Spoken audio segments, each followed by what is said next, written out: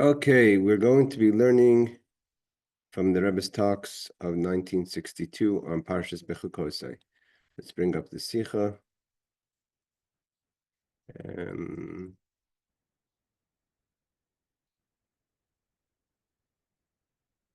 we go. Okay. So this is a talk from Shabbos Bechukosai, the 22nd of the month of Iyar, in the year 1962, which is Tafshin Chaf Beis. I just want to point out that tonight's class is L'ilui Nishmas Eliezer ben Eliyahu, and also wish condolences or offer condolences to my brother-in-law Seifa, who just lost his mother, Mrs. Mirazov, and Neshama having Aliyah. Okay, so the Rebbe says like this: Ala pasuk b'chukaisai telechu isa b'sifra. So the beginning of the parsha Bechukosai starts off in b'chukaisai telechu. If you're going to walk in my commandments. So the Sifra says, or my chukim, we'll see what that means in a second. V'huvagam pirsh Rashi.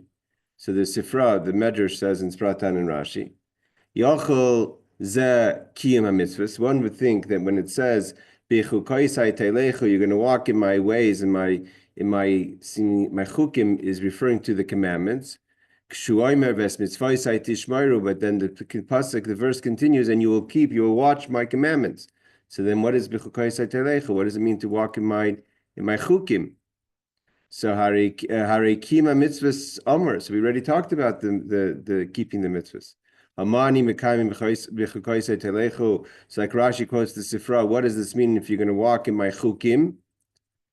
So generally, the word chukim is a reference to mitzvahs. Some types of the mitzvahs are called chukim, which are mitzvahs that are engraved in stone. That this is the way it is. Don't ask any questions. So the Sifra answers, it's referring to Shetihiyu Amal Torah. A person has to be toiling in the teachings of Torah, in the studying of Torah. Okay, so then the Rashi who quotes the Sifra is telling us that when the Torah tells us, you're going to walk with my chukim, that is referring to that a person should toil in Torah. Not just to study, but toil. So we have to understand. If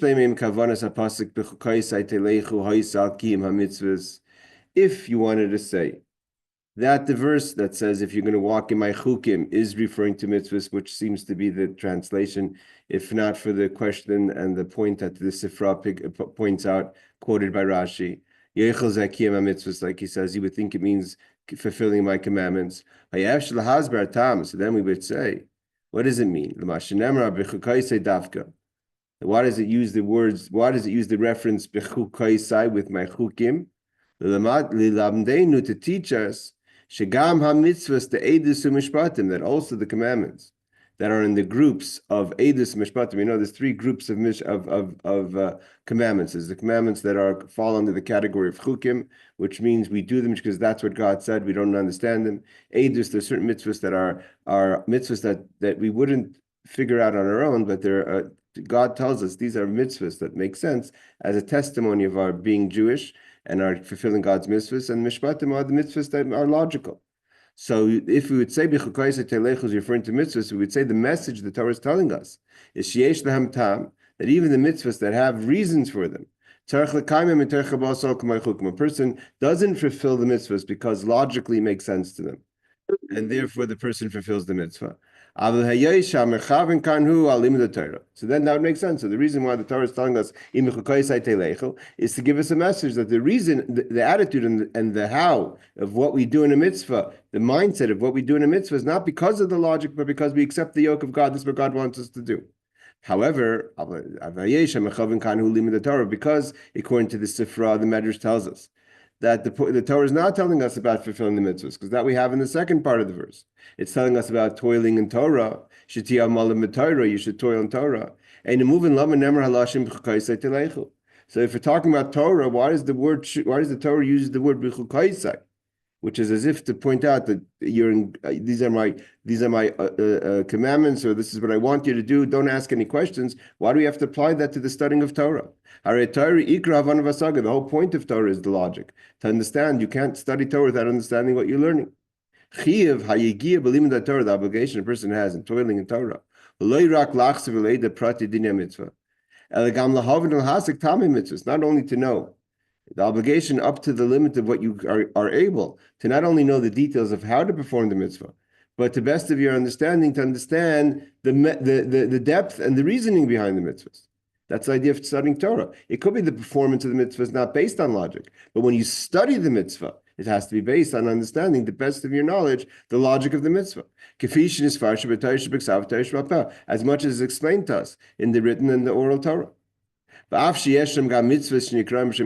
there are certain mitzvahs that are beyond our understanding, the mitzvahs that fall into the category of chukim, that we can understand. And regarding the mitzvahs that God says, these are chukim. God says, this is my commandment, this is what I want you to do. And you don't have permission to question them, meaning to question the logic behind the mitzvah. That's only there's only a small amount of the mitzvahs fall under the category of that they have no logic. But the majority of the Torah was given that we should understand, even if we don't understand the initial reason behind the mitzvah. But once God says, sit in a sukkah, right? We would never think about sitting in a sukkah, but once God explains us about the sitting in the Sukkah that you should know and connect to the idea of Yetzias Mitzrayim, so that you're applying the understanding of what the purpose of the mitzvah was. And we see clearly in the Torah that the way Torah the way the written Torah, which is all about the reading of the Torah, that's much smaller than the oral Torah, which is the logic of the Torah. We know the law is that even a person who's common, who does not understand what he or she is studying, makes the bracha of Birchas Torah. Why? Because the actual reading of the Torah Shebiksav is a mitzvah. Is he harbi yesek tarim bekamis mit Torah shebapem? Nevertheless, the written Torah is much smaller than the oral Torah. Right? The written Torah is in 5 books of Chumashim, and the oral Torah is limitless of how many publications of Torah the Baal Peh we have: Mishnah, Talmud, Medrash, etc., etc., etc. Rishonim, Achronim, Shulchan Aruch. And how do we learn Torah Sheba'al Peh? We have to use our logic. Not so much so that it's conditional. That if you don't understand what you're learning, you can't make the blessing of Torah. Someone were to open a Talmud or a Mishnah and just read the words, you don't make a bracha of Torah because you're just reading words. You don't understand what you're saying. No one's saying that there's no value there, but you can't make brachas of Torah. The bracha that you have to study Torah has to be to understand what you're studying. The Rebbe adds to that. The difference between the volume of the written Torah and the oral Torah is a huge difference. We have a very defined amount of verses that's in the Torah. We don't add to the verses of the Torah. That's what's given to us from Moshe Rabbeinu in the original Torah that was given to us and stayed like that for the past 3,500 years. An exact amount of osios, how many letters there are. You can't add anything to that. When it comes to the oral Torah, what we have now is only what's been given to us so far. But in the potential of the Torah Sheba'al Peh, in the written Torah, in the oral Torah. And as it's being added more and more and more, constantly upgrading, so to say, the publications of the laws, applying the laws with the new technologies, etc., etc. What a student could come and figure out in the insights of Torah is limitless. Within Torah itself, even within the written Torah, the parts that are not understood, that the Torah doesn't explain, the parts of the written Torah that address the mitzvahs that are called chukim, the mitzvahs that we're not supposed to question. Even in the written Torah, they're less than the parts of the Torah that deal with the logical mitzvahs. So back to question number 1. If, according to the Sifra, brought down by Rashi, that the opening verse of the second parsha this week, is talking about how one studies Torah, because the Torah continues, which means to say we can't be talking about the mitzvahs, we have to be talking about something else. What are we talking about? To toil in Torah. Why do we choose the language of Bechukosai? When it comes to studying Torah, Torah is basically a logical study. Why do we use the word Bechukosai, which indicates Kabbalah's all? Don't question when it comes to studying Torah. There's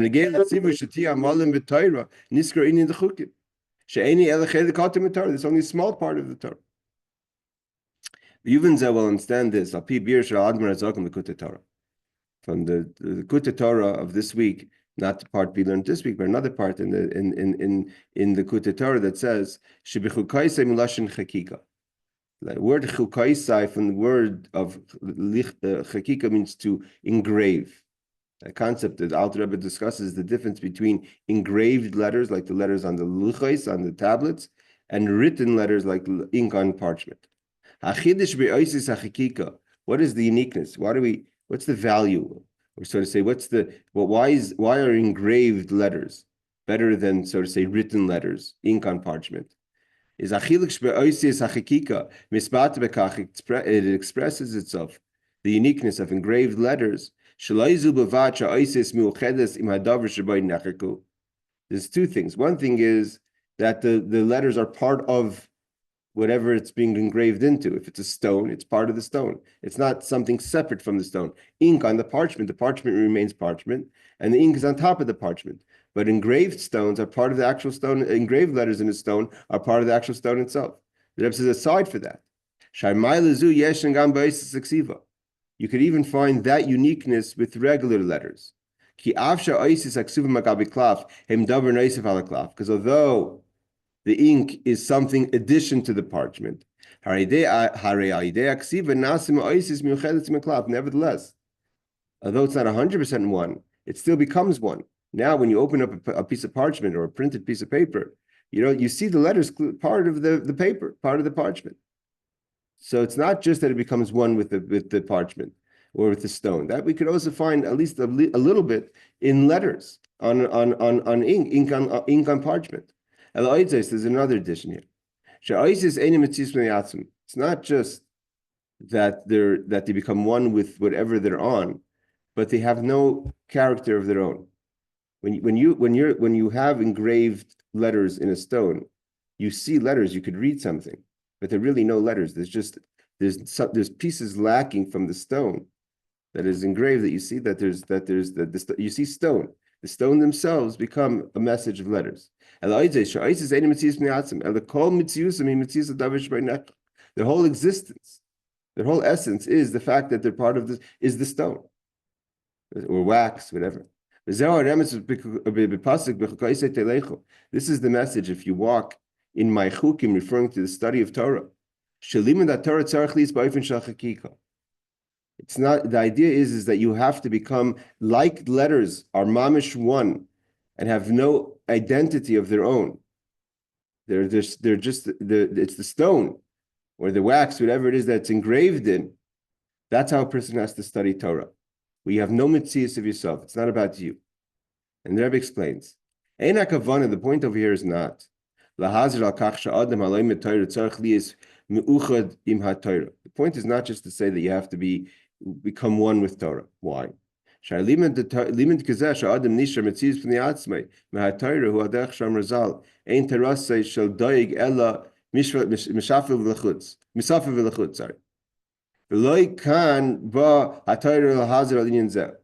idea that a person stays their own identity. That's not the point that the Torah is coming to tell us over here. We'll see what the Rebbe means to say. This idea that we have that says about Torah, of the study Torah of Doeg, which we're learning about in the Talmud now, which is the advisor and enforcer of King Saul. So it says that the Torah by him was like misaf l'chutz from on the outside. That's not the point of the Torah to say that you shouldn't be like Doeg, the Adomi.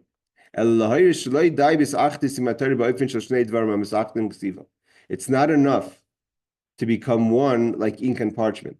When you have ink on parchments, although right now the ink and parchment are one to give a message of whatever the written message is, that Torah is telling us that's not enough. There's difference when you become one with something or you nullify yourself to that one thing.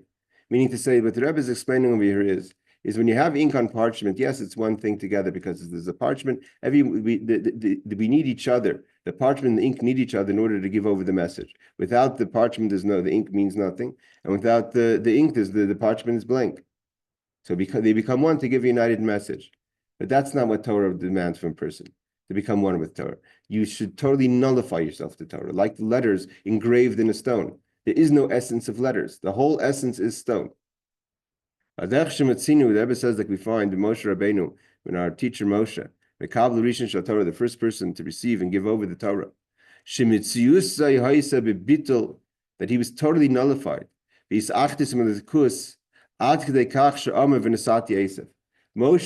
again, you have to be on the level of Moshe to reach that. But in Moshe, it was able to become so nullified to Torah that though that the parsha of V'hayim Shemaya, which is in Devarim, and Moshe is speaking, and that's why Devarim, when we have the fifth book of the Chumash, Moshe is talking, so he'll say God is going to give this, God's going to give this. But when it comes to the parsha of V'hayim Shemaya, he says V'nisati Esav, I'm going to give grain, grass to your animals. How can Moshe say I'm going to give? He's not God. But he's so nullified he so has no mitzias, no entity of himself. Hey, Aaron, is that he's talking as if God's talking. Seemingly, he's indicating that he's the one giving the grass. God forbid. Well, how could he say V'nisati? I'm going to give. Because Moshe was so nullified to the study of Torah that God spoke through the voice, through the gorin, through the throat of Moshe. It's God speaking. V'nisati Esav, I'm giving.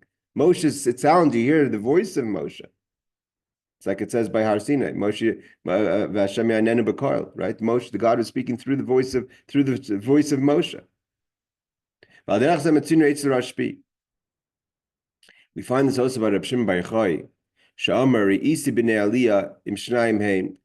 So it says in Zohar, quotes the Rebbe would quote the Zohar all the time. In Chassidus, it quotes the Zohar. That I think we learned it also in it wasn't just in the Zohar, it was in Gemara Sanhedrin, right? Yeah, in Sanhedrin we learned it. Where the Gemara is where Reb Shimon Bar Yochai says, "V'risi b'nei Aliyah," I saw the people of elevation, and there are very few. And if there's only two, it's me and my son. Right? In Shnayim, there's two, and it's me and my son, his son Eliazar. V'im Chadu, and there's only one, it's him. So the question, the Rebbe says, how could he speak like that? It seems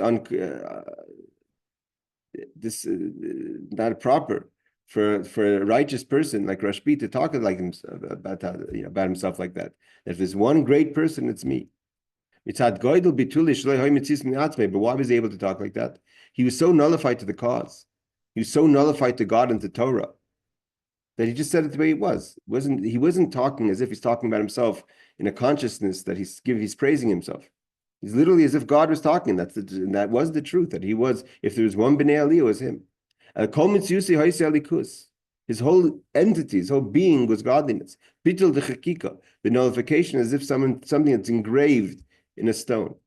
Based on what we said many times. That we have to understand and try to unite all the different interpretations of an idea that's on Torah, right? We have many different ideas that the Torah means this, the Torah means that, according to this commentary, that's commentary. Rashi say Lashon Hara, another idea. So how do you connect all the ideas together? Moving, Shapir Sha'admar Azakin. This idea that the Alter Rebbe says that Bechukosai means chakika, something that's engraved. Matim im apir shapashim Bechukosai lashon chukim. It's also connected, not just the idea of chakika, that it's engraved, meaning you have to become, you're totally nullified, like the letters that are engraved are totally nullified to the stone. What does it mean totally nullified? For instance, give an idea. Hypothetically, if you were to take a razor and carefully scrape off a letter from the parchment, you could separate it. It's separated. It means it's ink that's on a parchment. Question is, how does it work with print today or computer? But we won't get there. But it's ink on parchment. But when you have a stone, there's no letter outside the stone. There's nothing. It's just a carving. Either you carve the letters out to protrude outwards, or you carve inwards. But there is nothing there. It's all stone. Either the stone creates a space for a letter, or the actual stone is the letter. But there's nothing outside of the stone. That's what it means totally nullified. So this idea that Alter Rebbe says Chukaisim lashon chakika, to carve in. Matim also goes with the idea that Chukaisai means the mitzvahs that are chukim, which you're not supposed to question. But what's the connection? When a person studies Torah, one has to Torah study in the way of chukim. What's that mean? Mitzat Kabbalah Sol. You have to means this is an idea that I think the Rebbe explains and Chassidus explains many times. There's the idea of v'nafshi kafel kol tia, total bittul. I'm like dirt to everyone. Shach libi b'sar sech, and now open my heart to Torah. The foundation of Kabbalah Sol allows a person to actually explore Torah limitlessly, because as long as it's about you, you have an ageh b'davar. You're kind of pushing an agenda. If you're able to separate self from the study of Torah, you're literally liberating your mind to understand things without limits. So if when a person studies mitzat Kabbalah oil, yes, we need to understand the Torah. Even the understanding of Torah itself. The reason we have to understand Torah is because God said so. It's not because I enjoy studying it. God wants us to study Torah. And how does he want us to study Torah? That we should use our mind and apply ourselves to understand it. And that's what it means to toil in Torah. The toiling is shemisyageya bilimudai. What does it mean to toil in your studying? More than your nature would demand, more than your a studious character would demand.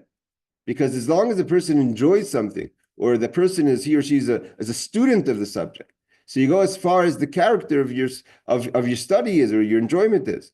But when you're toiling in Torah, amala means to toil. Toil is pushing yourself. It's because God wants us to do it like that. So you're pushing past your nature, past your enjoyment, past what you're natural, how much you would naturally apply yourself to a subject. When it's about how much you enjoy the study. So you measure how much enjoyment you have, right? When you close something, you say, okay, I'm getting bored of this subject now. You close it. So why were you learning it up until now? Because you did enjoy it. So as soon as you don't enjoy it anymore, you close the book. That's about you. That's not called toiling. Toiling, you forcing yourself. I mean, again, obviously, to limits, you don't want to go overboard. There's certain times, and you have to know certain moments your mind closes down and you study something lighter. That's normal. But the idea is, it's not about you're studying, you're approaching a subject because of the student within you, or because of the enjoyment you have of the study, and therefore it's limited to, it's measured up until as far as that goes. This is the connection between the idea of chukim, that the mitzvah, we're talking about chukim, mitzvahs that are demand Kabbalah Sol, and the idea that mitzvah, the chukim means engravement, totally nullifying your mitzias, your entity to Torah. And a person studies Torah in such a way that's not about your enjoyment or about the kind of student you are, but you're amalim in Torah, you're toiling in Torah because you're accepting Torah because of Kabbalah Sol, the yoke of Torah.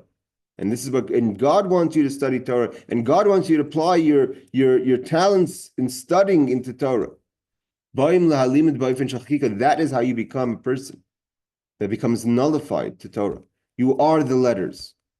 The letters and the stone is one. You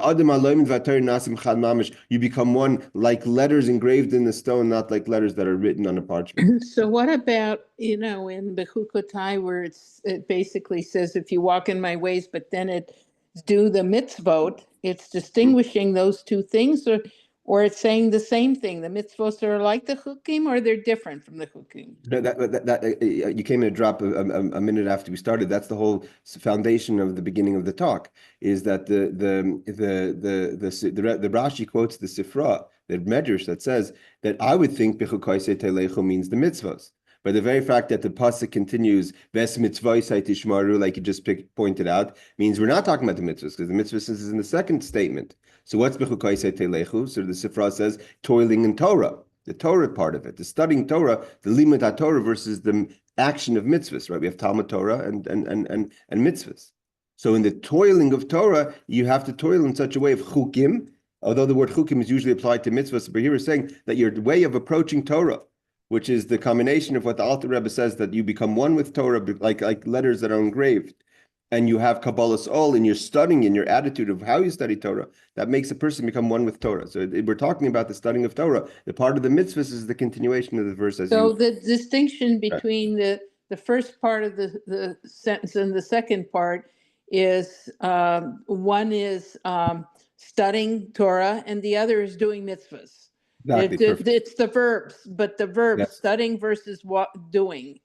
Exactly. So the question is, why would we use the language of chukim when it comes to Torah? So the point is it's teaching us what's the attitude and what's the approach one takes to studying Torah. So now, but the Rebbe continues based on the teachings of the Alter Rebbe.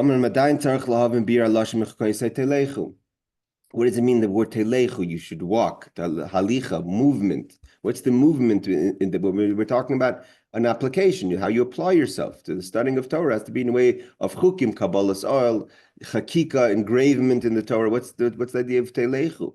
Telechu would make sense, like Shana just pointed out so well, in the actions of mitzvahs. Well, what's this have to do with the study of Torah? So the Rebbe says halicha, the idea of movement. Movement is when there's stages, different stages. You're moving along in different stages. Like a chain of things. There's a halicha, the chain of events. How the world is and the strength of the people, the different qualities of people within, your mind leads to your heart, etc., etc. This is how a person moves from stage to stage. When it comes to the emotions, for instance, a person could develop their emotions to feel more and more and to be more in tune with their feelings. For instance, in love for God, you could have a small love, like the Tanya talks about, avazuta, and from there you could develop into avarab, into the great love. So that's movement. So to an intellect, you can have seichel katan. You can have the beginning stages of your intellect, to seichel gadol, to more advanced levels of your intellect. But when we're saying that the word chukim means, it's not about the talents you have or the smarts that you have, but the attitude you have in Torah, that your attitude has to be of Kabbalah soul. What's the movement of Kabbalah soul? What is the movement of self-nullification? The chukim, which we said is Kabbalah's oil, means if you want to say that that you keep on developing your studying of Torah, that would make sense. But here we're talking about the reason we use the word chukim is not about the actual smarts or the sechel of Torah, but the attitude that you take to Torah, which is bittul and Kabbalah soul. So what's the halicha on that? Seemingly, it's either you're there or not, right? How could you grow in accepting the yoke? And the Admir Zakim Mivar B'Kutei Torah, the Alter Rebbe explains in the Kutei Torah, Shetelechu Miramaz Al Nesinas Schar, that the telechu is also the reward. Haschar shel avoided the Bechukosai. What means the Alter Rebbe always, as we've studied over the years, the Alter Rebbe, the beauty of the Alter Rebbe, how he divides and translates a pasuk, a verse. So what is the idea of, what is the reward of Bechukosai? Right? The Alter Rebbe puts a pause there, not Bechukosai telechu. In Bechukosai, if you're going to be amolim b'Torah, if you're going to toil in Torah, in the way of Kabbalah soul, accepting the yoke, in the way of bittul, you're going to become one with the stone, then the reward is telechu. You're going to have movement in your life. Halich amit is true movement. Shehi bli gvul, the true definition of movement is not just to be able to move from point A to point B, but to have limitless amount of movement. But that's what Alter Rebbe explained. But the way one simply translates the pasuk, like I said, the Alter Rebbe is machadish that in the pasuk. They put the comma after Bechukosai is a chidush. Kvi shalom de mecheder, so to say, as you learn in school, as in preschool. Im Yaldi Yisrael with children. Maschil Sipur Haschar B'Pasik V'Nesati Gishmeichem Be'itam. That when you want to know the reward of studying Torah, it says you can have rain in its time, you can have all the blessings of the Parsha. Kol HaBrachas Sheb'Parsha. Seemingly, the word Telechu is not a reward. It's part of the Avoda. Like I said, the literal translation is that you should walk in my way, so to say, walk in my Torah. But not that to be walking is itself a reward. So the Rebbe says, you can understand this and apply this to the mitzvah that we're doing now, which is the counting of the Omer. Spheres Omer. Like we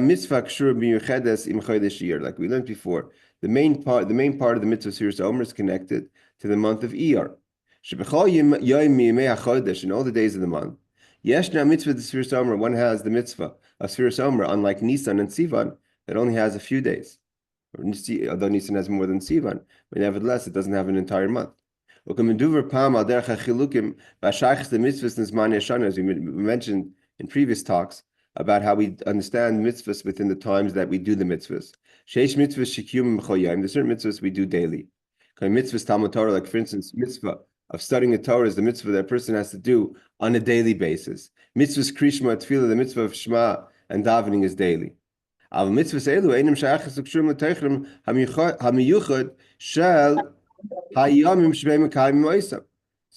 however, when you have a mitzvah that's every day, so you can't say it's specifically. You can't say Torah. The studying of Torah is very unique to Tuesday on the 5th of Iyar, right? Because you have to study Torah every day. So you don't see so much the connection between the mitzvah and the day. The Yesh mitzvahs, however, the other mitzvahs, that are very much connected to the days. Very much. For instance, Pesach. Right, so Pesach is very much, and the 15th to the 21st is when we celebrate of the month of Nisan. Is when we celebrate the holiday of Pesach. Other holidays. But again, these mitzvahs are only certain days of the month. The 7-8 days of Pesach and Sukkot and Shavuos, Chanukah, etc. Although they're very much connected to the time, but they only take a certain part of the month. Don't take an entire month. What's the chiddush of Sfiras Omer? Which is in the month of Iyar. It's a mitzvah that's very time dependent. You can't count the Omer in the month of Teves. And it's every day of the month. Means it's a mitzvah that's very time sensitive, and it's time sensitive connected every day. Even though we say Elul, like we learned, the Alter Rebbe asks in the famous Maimar, Ani Ledodi V'Dodi Li, why is not the whole month of Elul a holiday based on Melech Besada, based on the idea of the 13 attributes of mercy? Is because of it. That's the whole idea. That should be a common month, but still doesn't have the mitzvah. There's no mitzvah in the Torah in Elul. The idea of getting ready for a Shana, of course, is always a mitzvah. Tshuva is a mitzvah, but a person to call Yom Aviyah b'Tshuva every day you have to be in Tshuva. It's an auspicious time for tshuva. But here you have a mitzvah that's mamish connected to every single day of the month. The like my b'chodesh Nisan v'Sivan and the month of Sivan and Nisan that have that also have a time sensitive connection to Sfiras Omer, but doesn't take up the whole month. Shamitzvah the Sfiras Omer and b'chol yemei chodesh is not every day of the month. B'chelkom levad, only part of the month is connected to the mitzvah. Hainish b'chol yom yemei chodesh mekayim mitzvah. The Rebbe says every day we have a unique mitzvah. And every day of the month we can perform it. And every day, it's not just one continuous mitzvah. Every day itself is a mitzvah of counting that night of the Omer.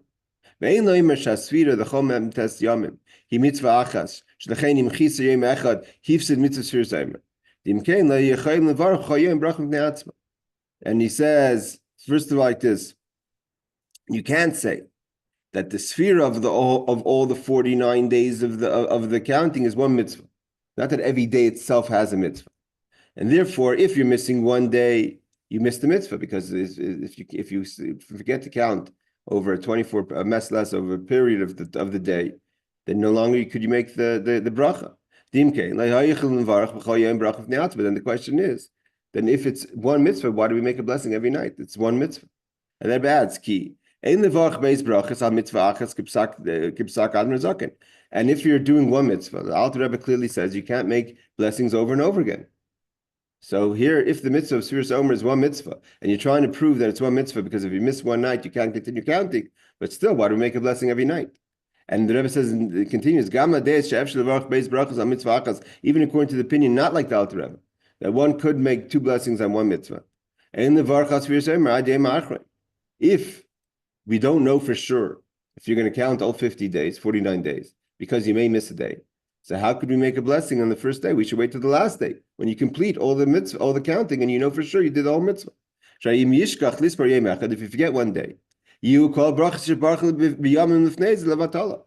would think that if it's one mitzvah, and you're saying that you could bless many times on one mitzvah, fine. But you don't know if you're going to do the mitzvah. Because if you miss one day, then you have to stop counting. And if it's one mitzvah, then all the days that you counted, you made a blessing in vain. Same reason it's brought down halacha when a woman's counting to get to her purity, she doesn't make a bracha on the days of the counting. Because if she becomes impure in between in those days of counting, so those days weren't counted anymore. You have to start counting again. Another reason, one of the reasons brought down why we don't give we don't make a blessing for tzedakah. What happens if the poor person says, forget it, never mind, I don't need the money. So then it's not tzedakah, so it's levatala. There's another reason that Rebbe once said, we don't make a bracha in tzedakah because until the person is going to make the blessing, the ani's standing there waiting, he needs the money. Therefore we have to say, the Rebbe's point is that every single day of Sfiras HaOmer is a still mitzvah. Nevertheless, if you miss one day, and you can't continue to count with a blessing. Because the counting itself has to be complete. So the Rebbe wants to explain something. He's not going to go into more depth into that concept of the each day being a mitzvah and its completeness. It means it's a part every single day, 49 days, but they have to all be together, united as 49 days. Although it's not considered levatala if you forget to count. Ubir kesher. The point is, what is the connection of mitzvah Sfiras HaOmer this year to year? Why taka the Sfiras HaOmer have the month of year have every day that mitzvah? Yedua she'ir, we know that it's known that the month of year is the Rashi Tevis. The opening letters of year is Aleph Yud Yud Reish, which is Avram, Yitzchak, Yaakov, Rachel. Right, the 3 fathers and the mother Rachel. That's known halachically, that when you write very important documents, like for instance, God forbid, a divorce, that everything has to be written exactly. We spell the month of year with 2 yuds, not 1 yud. You can spell it with 1 yud. So very much because it's connected. Avram, Yitzchak, Yaakov, and Rachel. Shem dal draglim akaver. These are the 4 parts, the 4 feet of the chariot. Why do we put in the 4 parts of the chariot to the month of Iyar? We don't find it in the other months, like Sivan, when there was the giving of the Torah. One would think that the month of Sivan is connected to the Merkava, to the chariot, because when God came to give the Torah, that's the vision of Yecheskel, is the vision of the chariot, like it's brought down in Chazal. Or Chodesh Nisan, where there's the month of Yetzias Mitzrayim, also great revelations. Why do we have the Merkava that is a concept of a revelation in the month of Iyar specifically? In the month of Nisan, when God redeemed the Jewish people, God himself came down, so to say, with his chariot. One would think. With this idea of seeing, every male has to go see in the holiday. There's no obligation to go see in the month of Iyar. It's just like you want to see. They saw godliness. That's like the revelation of the chariot. So why does Avram, Yitzchak, Yaakov, Rachel, which represent the 4 feet of the chariot, have to do with Iyar specifically? And why does every month of Iyar have a mitzvah of counting Omer? But the idea is, what does it mean, the chariot? What's a chariot mean? The definition in Torah, when we talk about chariot in Chassidus, the idea of the chariot is the bittul, right? We say Avram was a chariot. What do it mean Avram was a chariot to guard? The guard is just like a chariot doesn't make decisions. The rider decides how the chariot runs, where the chariot goes. So too, Avram, Yitzchak, Yaakov, Rachel, they were totally nullified like a chariot to the rider, to Hashem. So what does it mean, the chariot in the service of God? That's the idea of the nullification a person has to God. Just like a wagon, a chariot is nullified to the rider. That's our avodah, that we, from above, from below up, go to Hashem, give our bittul to God. Bittul hamerkava l'roichav. So to say, the chariot nullifies itself to the rider. Therefore, specifically, we don't have the markava in Sivan and Nisan, which is when we leave Mitzrayim and receive the Torah. That's the way God comes down to the Jewish people. And that's not an avodah. It means to become a chariot comes work on your own. You have to work on yourself. And that's what happens in the month of Iyar. We work on ourselves. We work on our character to become a chariot to God. All the holidays is a revelation from above down. Even though you want to see it comes, or to be seen, but the main thing is the revelation. Is the revelation of the rider, not so much the bittul, the nullification of the merkava, of the chariot. And the Indian merkava, this idea that we work on ourselves to become a chariot for God, which what the Rebbe is going to connect, that's the idea of Bechukosai. It's in the month of Iyar. Every day in Tzvir. What's the counting of the Omer? I'm fixing this part of my character, this part of my midos, this part of my midas. You have to make sphira, you have to make counting also from the word usfartim lashon spheres of behiras, brighten yourself, polish your character. Evan sapper like a sapphire. You have to make the you, lechem, the character, to be bright. Machen sich lichtig, the Rebbe says in Yiddish. Make yourself a source of light. Because it's all about your work. And every single day, without change, every day you're working on another part of your character. It's not like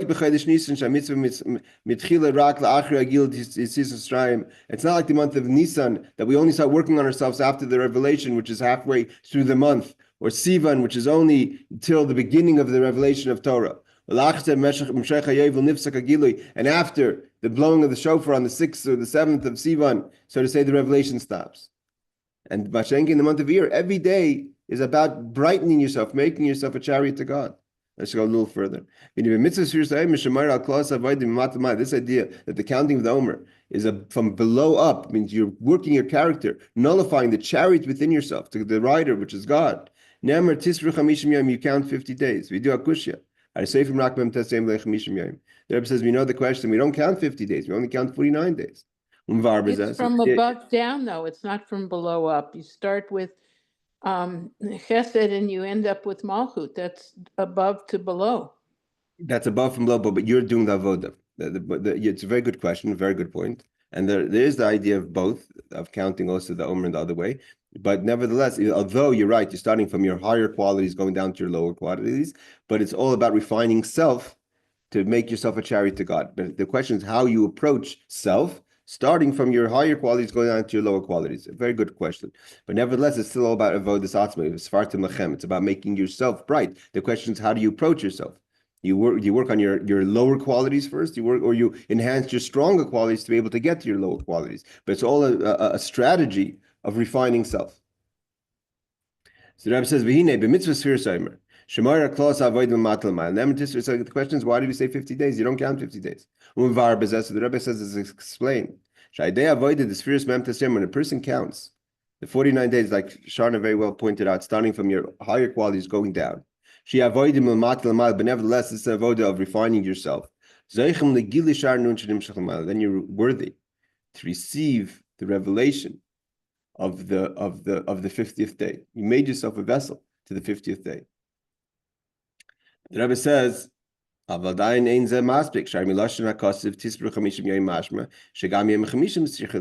says it's not a good enough answer. Because it seems like the Torah says clearly, count 50 days. As if you're counting yourself, not that you've been gifted the 50th day.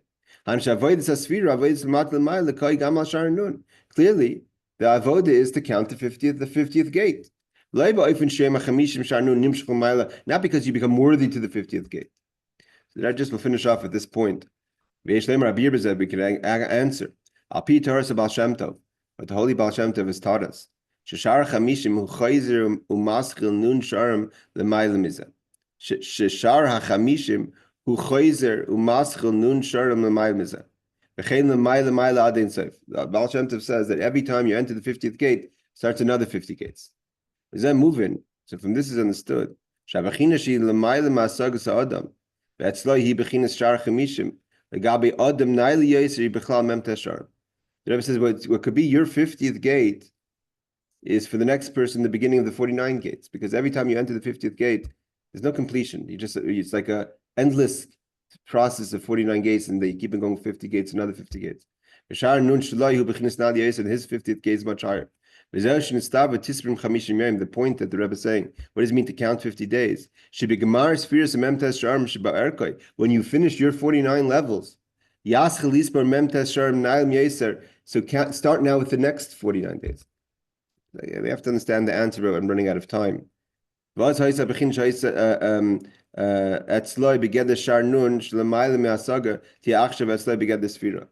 Rebbe says, what does it mean? That if you continue from the 49th gate into the next 49 gates, so then all of a sudden you look backwards, you realize the 50th gate which was unachievable initially, all of a sudden becomes lowered to be part of your regular gates. It means there's always the 50th gate that you don't have.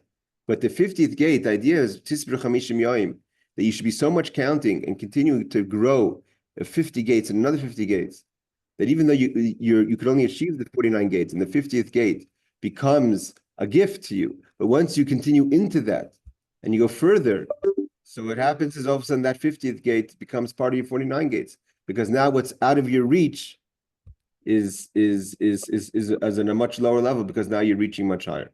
All right, it's a beautiful Sicha. We have to continue learning the Sicha, I guess, on our own. I have to run now. Thank you much, everyone, for joining. Good Shabbos, good Chodesh, Shabbos V'Rochim this week. Shizachah to Kabbalah Satar B'Simcha B'Pnimis. Laila Tov. Take care. Thank you, Rabbi.